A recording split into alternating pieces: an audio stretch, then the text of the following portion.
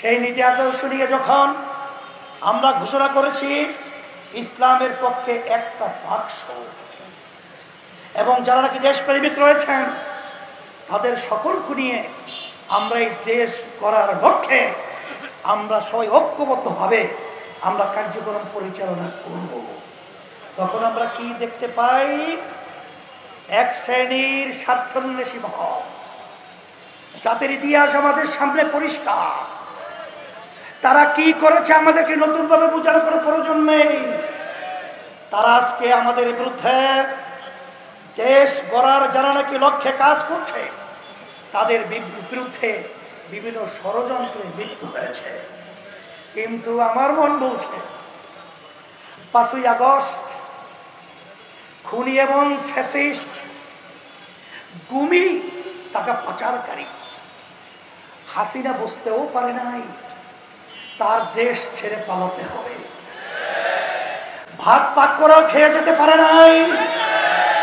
আমিও তাদেরকে স্মরণ করে দিতে চাই, হে চাঁদাবাজরা, হে খুনিরা, হে স্বার্থান্বেষী ভাব, বাংলাদেশের মানুষ, ইসলাম প্রেমিক মানুষ এবং দেশপ্রেমিক মানুষ আজকে রাস্তায় সর্বত্র ঐক্যবদ্ধ হয়েছে।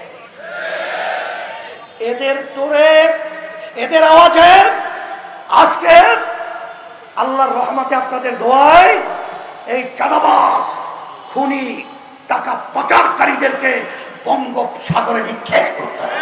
তাদের মাধ্যমে কি একটাও বাস্তবায়িত আমরা দেখেছি? বরঞ্চ আমরা কি পেয়েছি?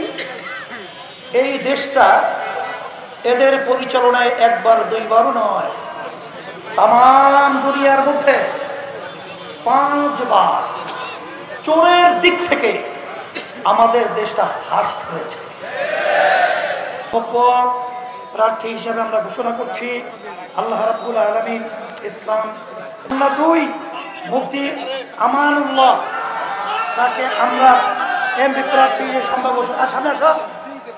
আর সবাই বলে আলহামদুলিল্লাহ। খুলনা 3 হাফেজ মাওলানা অধ্যক্ষ আব্দুল আউয়াল, নায়েবে আমির ইসলামী আন্দোলন বাংলাদেশ, তাকে আমরা ইসলামের পক্ষে হাত পাকা